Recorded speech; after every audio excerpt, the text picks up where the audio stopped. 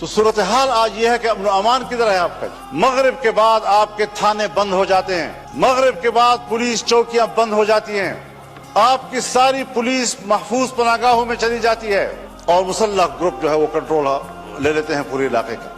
کیا اس پر کبھی غور ہوا ہے؟ بس الیکشن ہے، بس اپنی مرضی کا ایوان بنانا ہے، اپنی مرضی کی اسمبلی بنانی ہے۔ کس لیے اپنی مرضی کی بناتے ہو؟ ووٹ تو علماء کرام فرماتے ہیں شہادت ہے، کوئی کہتے ہیں امانت ہے، کوئی کہتے ہیں بیعت ہے۔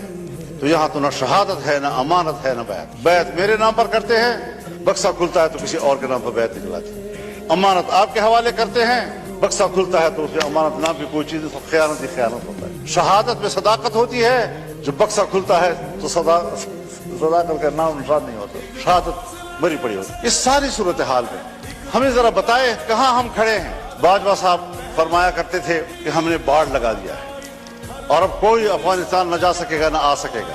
وہ باڑ کدھر ہے؟ اس باڑ پر جو اربوں روپے خرچ ہوئے وہ کدھر ہیں؟ کوئی پوچھ سکتا ہے ان سے؟ اور 30-40 ہزار نوجوان یہاں سے کیسے گئے ادھر؟ 20 سال وہاں لڑے، باڑ بھی لگ گیا تھا، پھر وہ اس سے بڑھ کر طاقتور بن کر کیسے واپس آئے؟ افغانستان سے آپ ضرور گلہ کریں کہ ہم نے جن کو پکڑا ہے، جن کو مارا ہے، اس میں افغانی نیشنل بھی ہیں، بالکل گلہ کریں آپ ان سے کہ ان کی سرزمین سے کیسے لوگ ادھر آئے۔ ان سے کوتاہی ہوئی کہ انہوں نے اپنے سرحد پر ان کو کنٹرول نہیں کیا، لیکن آپ بھی تو سرحد پہ بیٹھے ہیں، آپ کیوں نہیں روک سکے ان کو؟ کیسے مجھ تک رسائی کی اور مجھ پر حملہ کر دیا؟ کیسے آئے اور باجوڑ میں نے 80 لوگوں کی لاشیں اٹھائیں ایک ہی جلسے میں؟ یہ تلخ واقعات کوئی ہمیں سمجھائے تو صحیح کیا سیاست ہو رہی ہے؟ میرے خیال میں اصول ایک ہی ہے، وہی اصول جو امریکہ نے اپنایا ہے کہ اسلامی دنیا میں اور کمزور دنیا میں دہشت گردی اور عسکریت پیدا کرو، اور جہاں پر کوئی ایسی عسکریت پیدا ہوگی وہاں پر امریکہ کو اپنی فوجیں لے جانے کا جواز حاصل ہوگا۔ دہشت گردی اس کی ضرورت ہے، اسلامی دنیا پر اپنی گرفت مضبوط کرنا، اسلامی دنیا میں فوجیں اتارنا۔ آج تمام عرب ممالک کے اندر امریکی فوجیں موجود ہیں، کہیں پر 5000، کہیں پر 3000، کہیں پر 2000، کہیں پر 1000، کہیں پر 500۔ کوئی بھی ملک ایسا نہیں ہے عرب دنیا کا کہ جس کے اندر ان کے فوج موجود نہ ہو، جن کے سمندر میں ان کے بیڑے موجود نہ ہو۔ پوری اسلامی دنیا کو کنٹرول کر رہا ہے۔ کیا مطلب؟ میں تو امن کے لیے جا رہا ہوں، انسانی حقوق کے لیے جا رہا ہوں۔ کون سے انسانی حقوق؟ وہ انسانی حقوق جو گوانٹانامو میں ہمیں نظر آئے، جہاں تم نے مسلمانوں کو برہنہ کر کے بند کوٹریوں میں پھینکا، جن کے برف کے تودوں کے اوپر ان کو لٹا کر ان کے اوپر بیٹھ کر سگریٹ پیتے رہے۔ آج بھی بگرام اور شبرغان کے عقوبت خانے ان کے خون سے لت پت ہیں، گواہیاں دے رہے ہیں کہ یہاں کیا مظالم کیے انہوں نے، ان کے سامنے قرآن کریم کی تذلیل کی گئی۔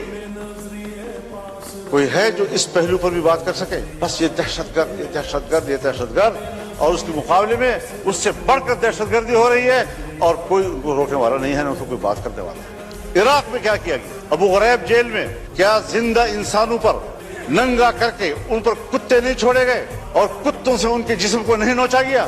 یہ ہیں ان کے انسانی حقوق۔ اسلامی دنیا کو توڑنا، ملکوں کو تقسیم کرنا اور انسانی حق کی بنیاد پر وہاں جانا۔ آج فلسطین میں کیا ہو رہا ہے؟ اکتوبر سے لے کر اب اپریل ختم ہو رہا ہے، 40,000 سے زیادہ غزہ اور خان یونس کے مسلمان شہید ہو چکے ہیں۔ یہ بچے ہیں، یہ خواتین ہیں، یہ بے گناہ شہری ہیں، یہ جنگجو نہیں ہیں۔ جنگجو سے مقابلہ کرو، وہ آپ کے ساتھ لڑنے کے لیے تیار۔